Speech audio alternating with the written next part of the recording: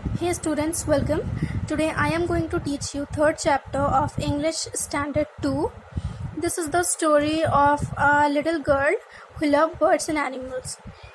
But before starting this chapter, let's have a look at these questions given.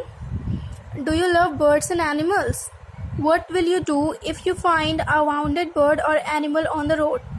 Do birds and animals also feel pain and pleasure? So you are going to answer these questions after listening the story. Now let's get started.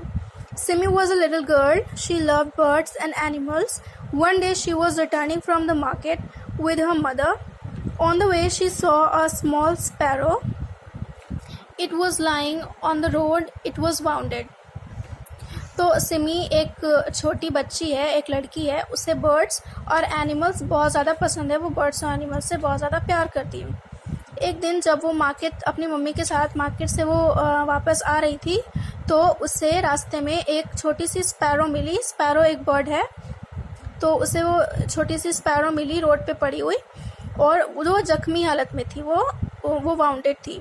Simi took the sparrow home. Mother, will it fly again? She asked her mother. Simi, bring it to me, her mother said. Simi brought the sparrow to her mother and she looked at it carefully. One of its wings was broken. तो सिमी वो जो bounded bird थी वो उसको अपने घर ले गई.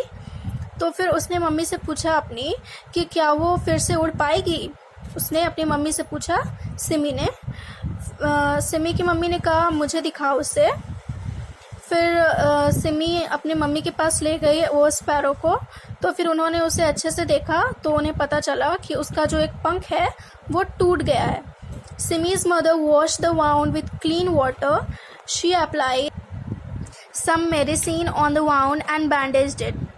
तो फिर सिमी की मम्मा ने उसके जो जख्म थे उसको वॉश करा और फिर उस पर मेडिसिन लगाए और फिर उस पर बैंडेज कर दिया.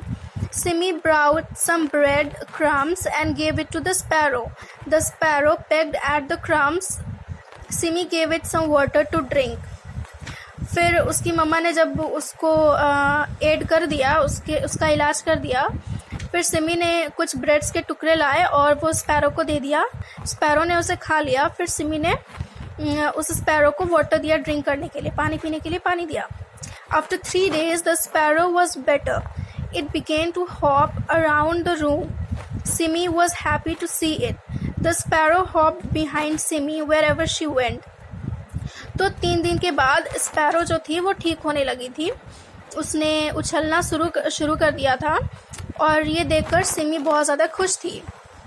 वो स्पैरो सिमी के पीछे पीछे हर वक्त घूमता रहता था वो जहाँ भी जाती थी.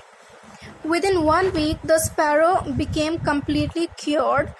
Its wound healed up. Simi took it to the garden. It flew for some time and then sat on a tree. Simi clapped in joy. Soon it flew away. In the sky, Simi and her mother were happy. तो एक हफ्ते के अंदर जो sparrow थी वो completely cure हो गई. वो पूरी तरह से ठीक हो गई. उसका जो जख्म था वो पूरी तरह भर गया था. फिर सिमी ने उसे गार्डन में लेकर गई वो सिमी. फिर कुछ टाइम के बाद वो जो बर्ड थी वो उड़ने लग गई और ट्री पे बैठ गई. ये देखकर सिमी बहुत ज़्यादा खुश हो गई और वो ताली बजाने लगी उसको देखकर, बर्ड को देखकर. फिर थोड़ी देर बाद वो जो बर्ड थी वो आसमान में उड़ गई. सिमी और उसकी मदर बहुत ज़्यादा हैप्पी थे वो देखकर. So here's this chapter ends class 2. I hope आपको ये पसंद आया होगा. And the moral of the story is कि we should always help the needy. जिनको हेल्प की ज़रूरत है हमें उनकी हेल्प करनी चाहिए. इससे हमारे मन को भी बहुत शांति मिलती है. Okay, so this is it students. Thank you for watching.